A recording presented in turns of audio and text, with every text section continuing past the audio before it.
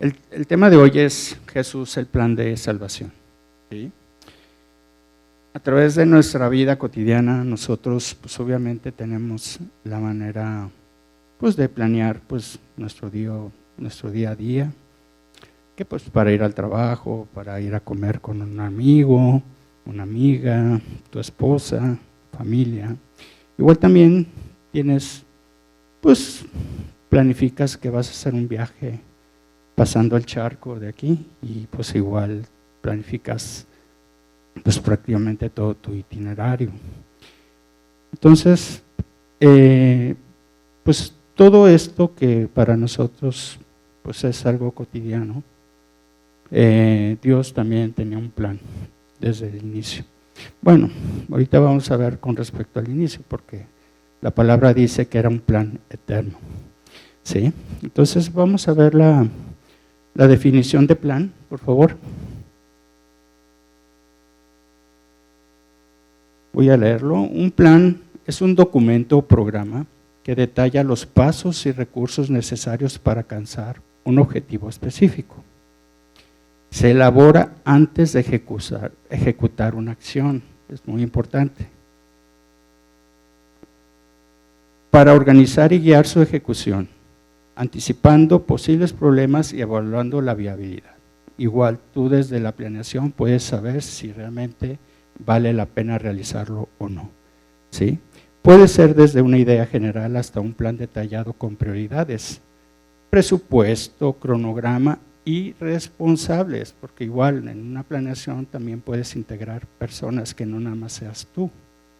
Y existen diferentes tipos como los planes estratégicos, tácticos y operativos. ¿Sí? Entonces, prácticamente con respecto a la definición, pues Dios también pues tenía un plan. Y ese plan, como les había dicho, pues es el plan de salvación. ¿Sí? Este plan, con respecto, pues igual, Dios desde siempre forjó las reglas del juego. O sea, realmente no las dice que sus palabras nunca pasarán, por lo cual Él lo que estipuló desde un principio no van a cambiar.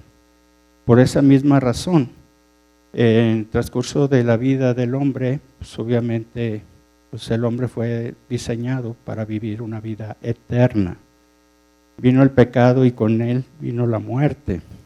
Desde entonces ya Dios ya tenía un plan, y un plan porque pues obviamente Él tiene la capacidad de saber lo que va a pasar en futuro, ¿sí? Y pues obviamente pues ahorita vamos a ver algunas citas bíblicas, sobre todo Pablo, en algunas de sus cartas, ¿sí? A los Efesios, a los Colosenses, o inclusive para darle indicaciones a Timoteo, pues nos dice precisamente y nos describe de qué se trataba ese plan, ¿sí? En la primera cita de Efesios 3, 9, 11, dice así: fui elegido para explicarles a todos el misterioso plan que Dios, el creador de todas las cosas, mantuvo oculto desde el comienzo. ¿Sí? Aquí podemos decir, bueno, si ustedes ven un poquito más adelante, dice, ese era su plan eterno. Entonces, ¿cómo desde el comienzo?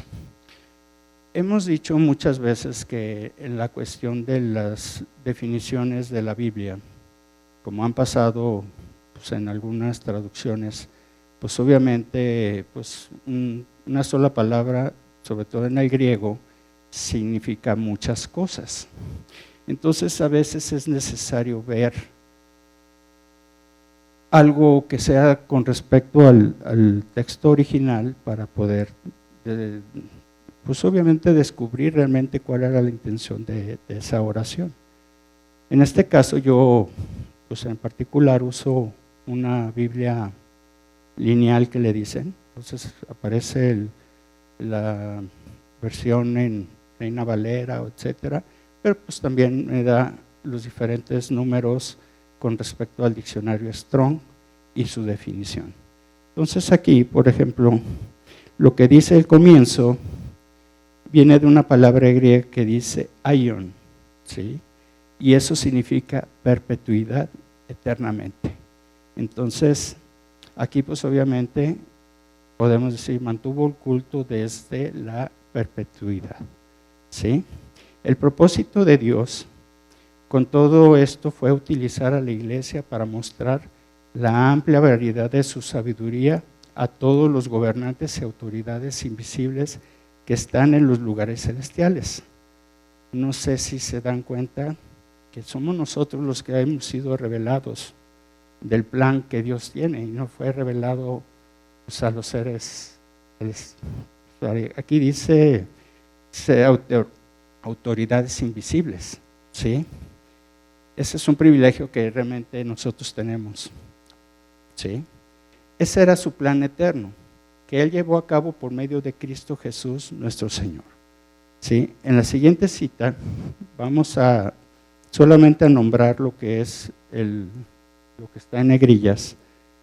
Dice, quiero que tengan la plena confianza de que entiendan el misterioso plan de Dios, que es Cristo mismo. La palabra misterio en alguno es un sinónimo de decir boca cerrada, ¿sí? Entonces realmente al estar obviamente sin mencionar, pues obviamente no era entendible para las personas o para la naturaleza, ¿sí? Entonces fue hasta que fue revelado a través de Jesucristo, ¿sí? Ese misterio, ¿sí? En 2 de Timoteo 1:9 dice así, pues Dios nos salvó y nos llamó para vivir una vida santa. No lo hizo porque lo mereciéramos, ¿sí? Sino porque ese era su plan desde antes del comienzo del tiempo, para mostrarnos su gracia por medio de Cristo Jesús, ¿sí? Entonces, aquí, si ustedes escucharon al salmista, ahorita Asael, pues obviamente estaba citando todo esto. Realmente, pues la bendición no es por lo que tú hagas o por lo que haces o lo que dejas de hacer, ¿sí? Simplemente es un regalo que Dios te dio, ¿sí? Y yo diciéndole a Asa por acá en el silencio, no, ya, si no, pues ya no voy a poder predicar, ya todo estás diciendo, ¿no? ¿Sí? Entonces, no, pero pues esa es la conexión, la verdad, porque sin habernos puesto de acuerdo, él citó, pues vaya, todo esto, ¿sí? Y esa es la bondad de Dios con respecto a su espíritu, ¿sí? Ok. Nuevamente, pues obviamente él tenía un plan oculto, eso lo podemos ver en 1 Corintios 2, del 7 al 8, dice así, no, la sabiduría de la que hablamos es el misterio de Dios, su plan que antes estaba escondido, aunque Él lo hizo para nuestra gloria final, aún antes que comenzara el mundo. Pero los gobernantes de este mundo no lo entendieron. Si lo hubieran hecho, no habrían crucificado a nuestro glorioso Señor, ¿sí? Entonces, como podemos ver, aún Jesucristo anunciando de que tenía que morir y tenía que ser levantado al tercer día, no comprendo yo cómo es posible que no lo hayan entendido. Pero pues obviamente las cosas espirituales se disciernen de manera espiritual, ¿sí? Dice que el diablo pone un velo para cegar el entendimiento, ese sentimiento que nosotros en nacer en Cristo se nos ha quitado ese velo y entendemos perfectamente cuál es la buena voluntad de Dios, ¿sí? Vamos a seguir un poquito adelante. En Efesios 1:4, aquí podemos notar que pues obviamente nosotros no somos obra de la casualidad, ¿sí? Porque realmente no nos creamos a nosotros mismos, ¿verdad? Sino que fue algo superior. Y ese algo superior es que no es de que nos haya creado nada más, sino que aparte nos eligió. O sea, se me figura de que pues obviamente estar en una alberca de pelotas y pues obviamente estar recogiendo solamente las pelotas azules, ¿no? Y creo que eso pues es una manera como decir, bueno, pues era que él pues determinó quién iba a ser su hijo y quién no. Pero pues obviamente esto pues obviamente lo estuve consultando y Dios me reveló eso, de que él tiene una característica que se llama prognosis. ¿Alguien sabe qué significa esa palabra? Bueno, prognosis viene del griego y significa pensamiento anticipado, ¿sí? Pensamiento por adelantado, perdón. Es lo que le dicen presciencia. Es una característica que Dios tiene. Entonces Él anticipa el conocimiento, por lo cual Él ya nos conocía desde la eternidad. Él ya sabía en el momento que pues obviamente se te presentaba pues el mensaje, Él sabía quién iba a recibir, quién no. ¿Sí? Él sabía realmente si tú ibas a aceptarlo o no lo ibas a aceptar. Entonces esa es la gran virtud que Dios tiene. Precisamente por esa misma razón, pues Él tenía esa capacidad inclusive de decir, tú has sido elegido. ¿Sí? Bueno, en 1 Pedro 1:18 dice así: pues ustedes saben que Dios pagó un rescate. Eso estaba dentro del plan, porque pues obviamente la paga del pecado era muerte. ¿Sí? Entonces obviamente había que pagar para poder redimir de ese pecado. Pues ustedes saben que Dios pagó un rescate para salvarlos de la vida vacía que heredaron de sus antepasados. Y el rescate que Él pagó no consistió simplemente en el oro o la plata, sino que fue la preciosa sangre de Cristo, el Cordero de Dios, que no tiene pecado ni mancha. ¿Sí? Aquí hay una cosa que igual me hizo capacitar un poquito. Adán fue hecho perfecto, fue hecho para tener una vida eterna. El único inconveniente de Adán fue de que él fue vencido por la tentación y pecó. Jesucristo, ¿no? Sí. Dios lo eligió como el rescate por ustedes mucho antes de que comenzara el mundo. Sí. Pero ahora Él se lo ha revelado a ustedes en estos últimos días. ¿Sí? Entonces igual aquí vuelve a confirmar de que pues realmente somos nosotros los privilegiados de saber y ser revelado el misterioso mensaje y el misterioso plan que Él tenía desde la eternidad. ¿Sí? Ahora, ¿en qué consiste? Pues obviamente, sabiendo del plan, pues sabemos que estamos integrados dentro de la maquinaria de lo que Dios pues preparó para cada uno de nosotros, ¿no? Obviamente Él fue el que sembró en el huerto del Edén, ¿sí? Nos proporcionó de todo lo que era necesario para nosotros, puso árboles agradables a comer, puso en medio el árbol de la vida, ¿sí? Y también el del conocimiento del mal, del bien y del mal. Pero ahí fue que Dios le dio una capacidad que se llama libre albedrío, voluntad, decisión. Y es ahí donde el hombre fue que, obviamente, fue tentado y pues cayó. Si nosotros nos ponemos a analizar desde un principio, la creación humana fue siempre objeto de que fuera de terminarla, de acabar con ella, de matarla pues prácticamente. Sí. Sabemos que la primera muerte dentro de lo que es el Génesis, pues no radicó en la muerte de Abel, sino en la muerte de unos animalitos porque Dios cubrió al hombre. Porque de esa manera dice que la paga del pecado es muerte. Entonces Dios tuvo que cubrir al hombre con sangre para que de esa manera no muriera instantáneamente. ¿Sí? Entonces, desde entonces, pues él había fijado ya estatutos y pues obviamente él tenía que seguir las reglas del juego. ¿Sí? Es por esa misma razón que todo lo que se presentó y todo, Dios fue justo y nada cambia en el momento, pues por decirlo así, hacer trampa, como dice. ¿Sí? Todo ya estaba establecido y él tuvo que cumplir como todo se había establecido. ¿Sí? Ahora, nosotros pues obviamente tenemos que pues trabajar en ese mismo objetivo.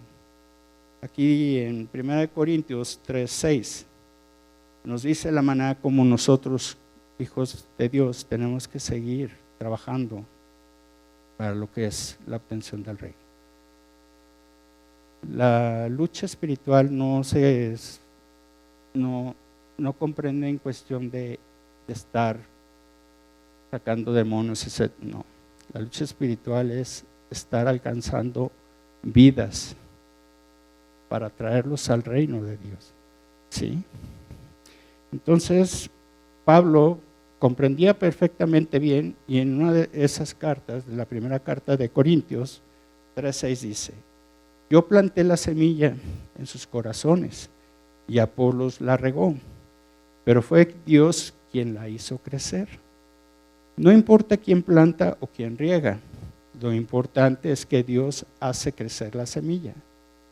El que planta y el que riega trabajan en conjunto en un mismo propósito, y cada uno será recompensado por su propio arduo trabajo.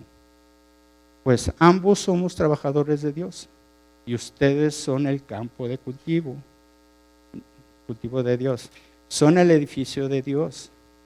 Por la gracia que Dios me dio, yo eché los cimientos como un experto en construcción. En la Reina Valera dice como perito arquitecto.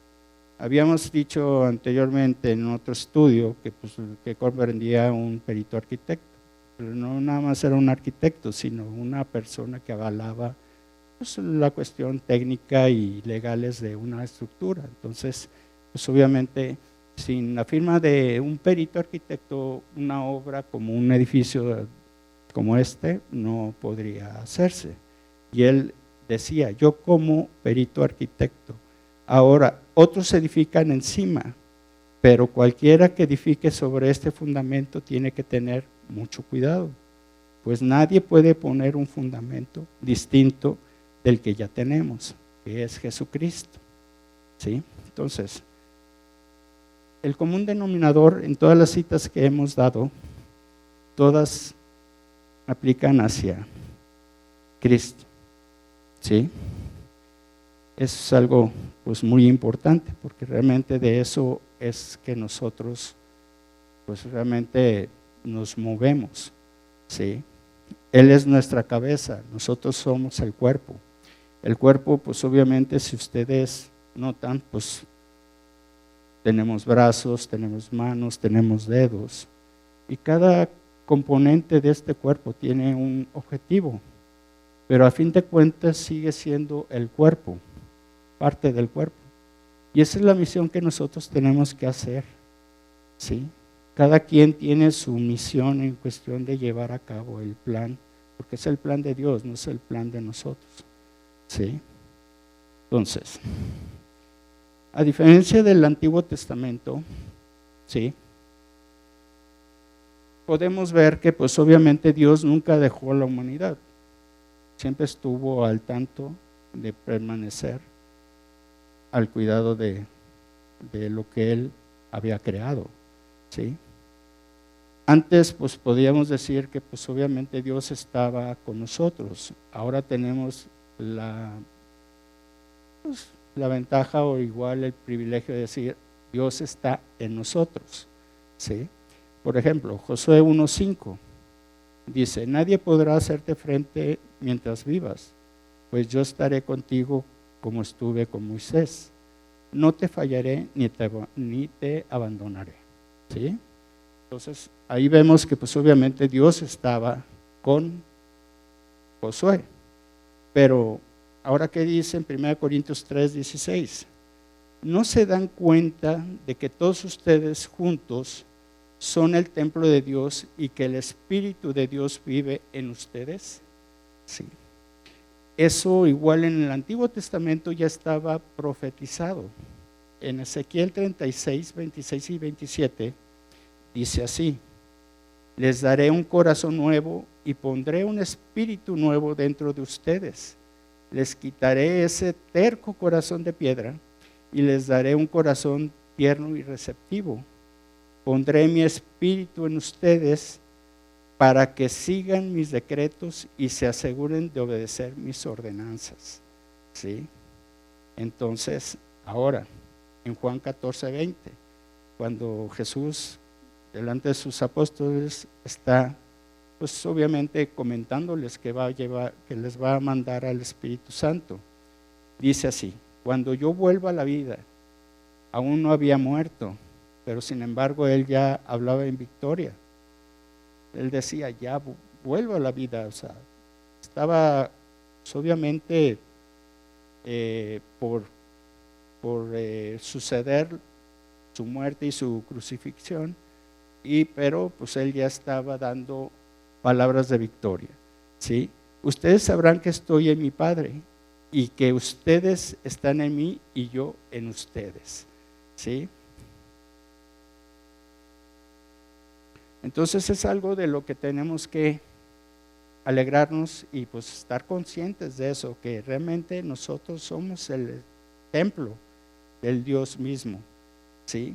Y antes, si antes era necesario estar en un lugar santo y levantar un altar, ahora en día ya no es necesario, ¿verdad? Porque el lugar que tú te muevas, ahí está la presencia de Dios, ¿no? Y es algo que pues obviamente tenemos que abrir nuestro entendimiento y de que realmente somos privilegiados por eso, ¿sí?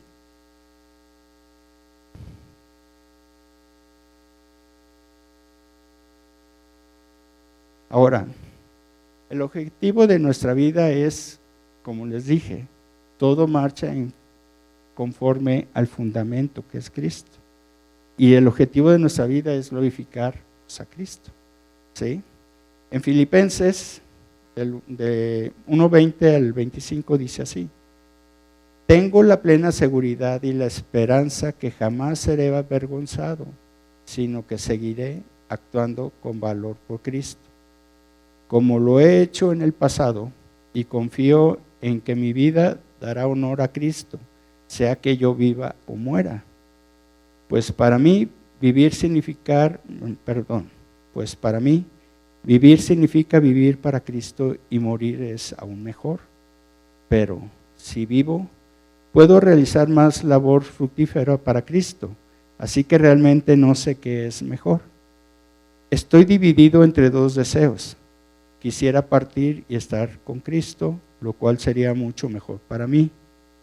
Pero por el bien de ustedes, es mejor que siga viviendo. El estar consciente de esto, estoy convencido de que seguiré con vida para continuar ayudándolos a todos ustedes a crecer y a experimentar la alegría de su fe. Este era prácticamente lo que nos platica Pablo. Para un hombre de Dios ya no hay un temor en la cuestión de la trascendencia a la vida eterna. De antemano él dice, para mí sería mejor, pero pues no se trata de lo que tú decidas, sino que pues si estás vivo es porque tienes un compromiso y tienes un propósito, ¿sí? Y es precisamente lo que él dice. Entonces realmente nosotros en vida somos más provechosos para la vida de otras personas, ¿sí? Y es ahí donde nosotros tenemos que actuar. ¿Por qué? Porque realmente nosotros fuimos llamados a eso, a predicar el Evangelio, a hacer conocer lo que es el reino del cielo que pues obviamente representa a Cristo mismo, ¿sí? Entonces realmente esa es nuestra tarea. Voltea a tu lado y ve, ese asiento es porque tú o cada uno de nosotros no hemos trabajado en este aspecto, ¿sí? Entonces no es cuestión de condenación, no lo tomen así, ni como una regañada, pero ser conscientes de que realmente tenemos que seguir trabajando, ¿sí? En nuestros vecinos, primero pues en nuestra casa, ¿sí? Luego pues obviamente en nuestros familiares, nuestros vecinos, nuestra colonia, ¿sí? Y esa es nuestra misión, esa es nuestra manera de proceder, porque dice al mundo, el mundo es el que está al lado tuyo también, ¿sí? Bueno, es una invitación, no es un regaño ni cosa que venimos a estar felices, ¿no? ¿Sí?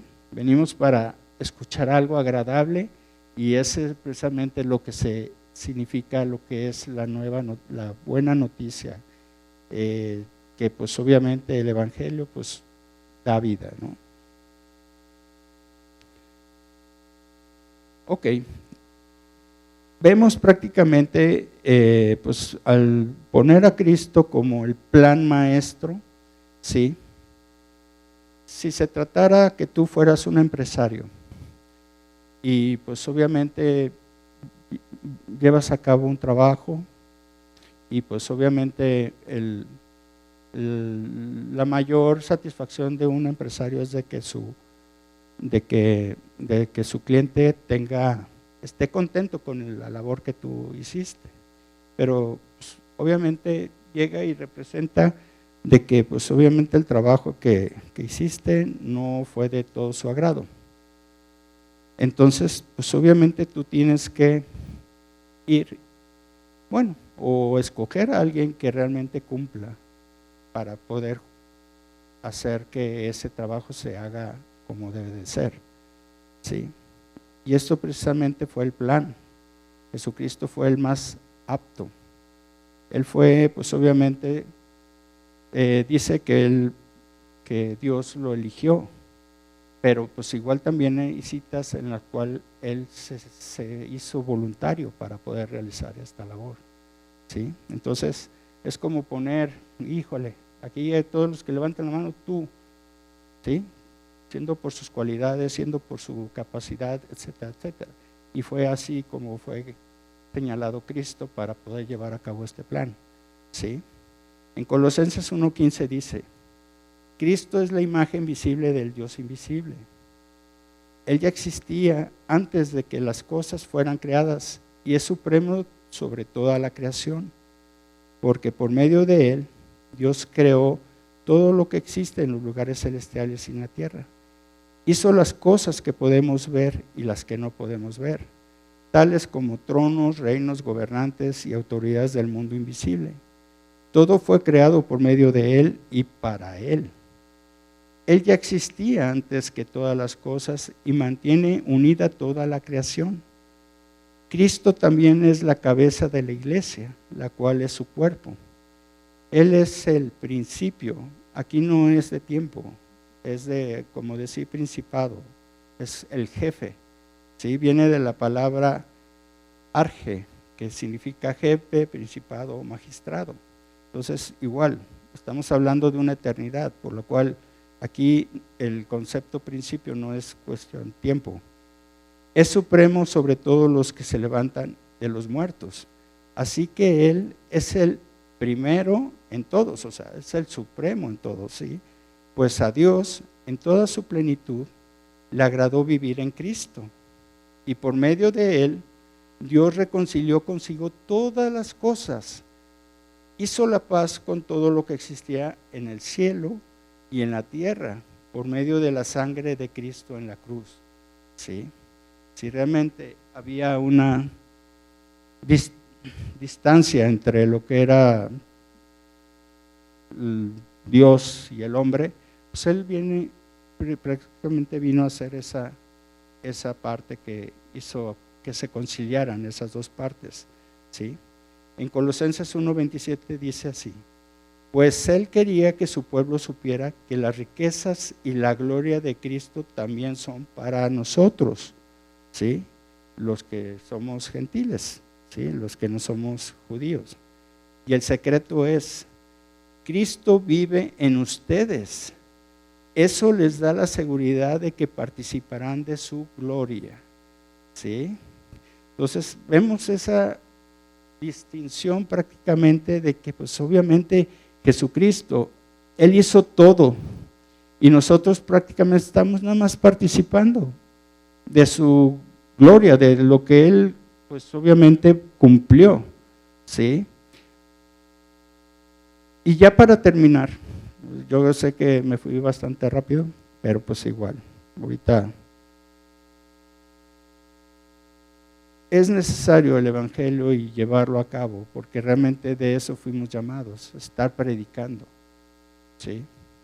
Porque pues realmente el Evangelio cambia vidas, ¿sí?